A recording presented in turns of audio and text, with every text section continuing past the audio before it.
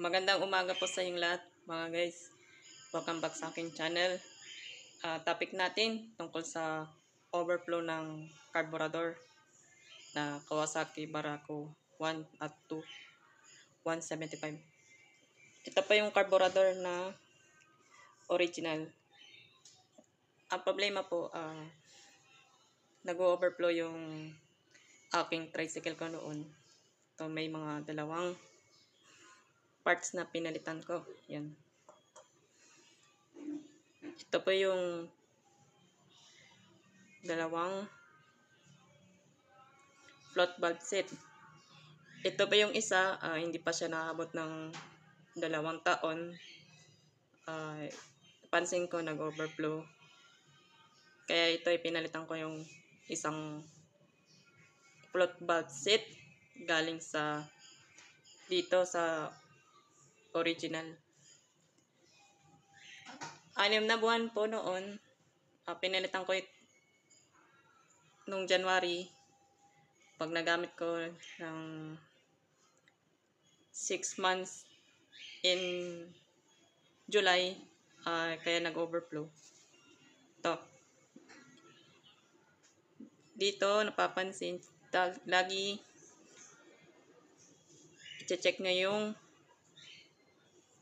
parts bago sa palitan.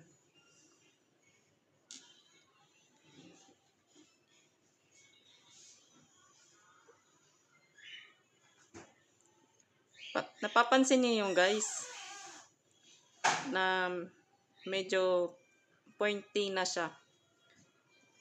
Ayan lang po ang salary na nag-overflow ng carburetor. Check natin yung float height.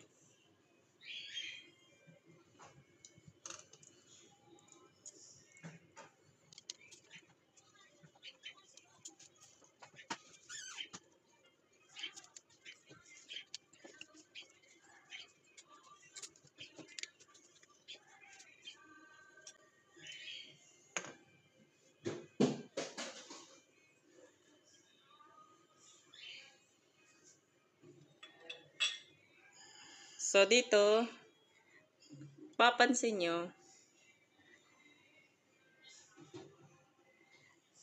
ayan po sa tamang level ng float height. Hindi kagaya na i-screen ko sa video ni LG Rides na masyadong nakatingala. Dapat hindi ganon kanyang vlog. Mas magaling ka pa kay Mariano Brothers kesa LG Rides. Tingnan mo man. Ako po ay nag-discarte nito. Yan. Ganito lang i-adjust mo. Babawasan mo ng konti nito sa pinakailalim ng tank ng floater para maipantay na maayos. Dapat ganito lang siya. Kapag hindi pantay,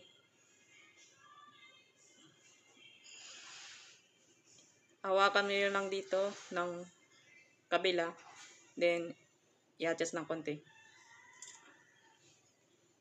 Diba?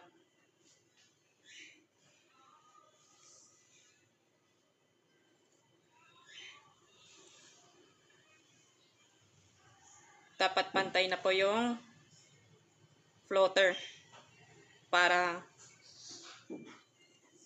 mapuno yung float chamber. Yan.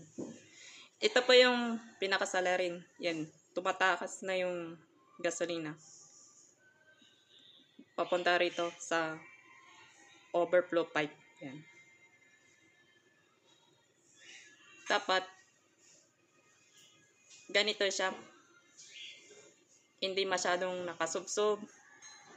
Hindi naman masyadong nakatingala. Dapat ganyan lang siya. Okay?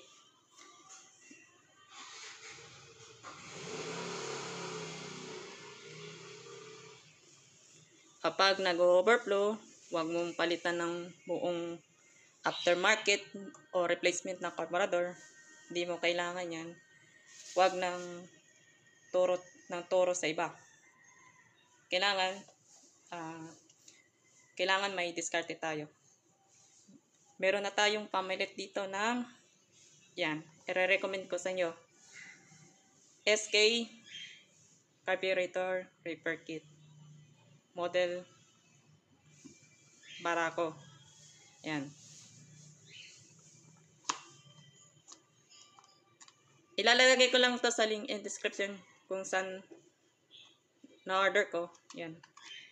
Sa Lazada at sa Shopee. Meron yan.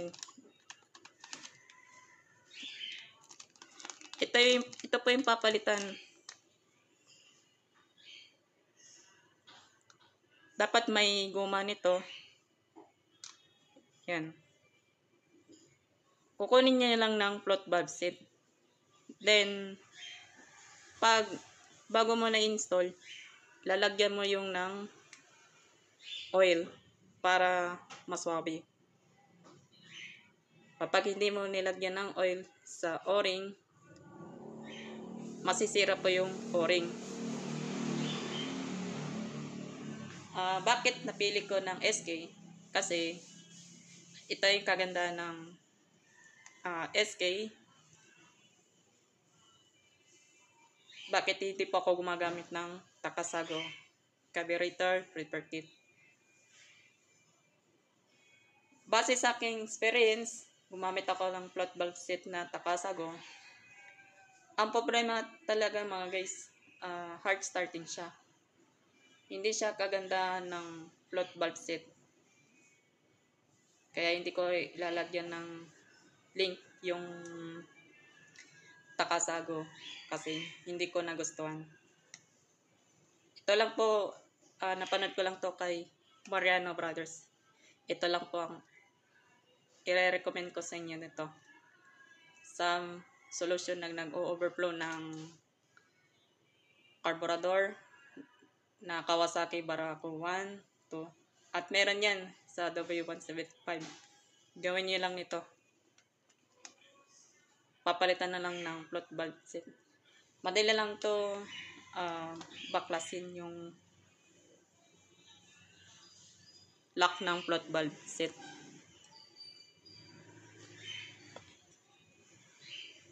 Yan po. Dito po sa yan. Dito po yung tatanggalin niya yung lock. Then, hugutin niya yung lumang float valve set. Then, ibabalik niya yung lock sa suportan ng float valve set. Yan.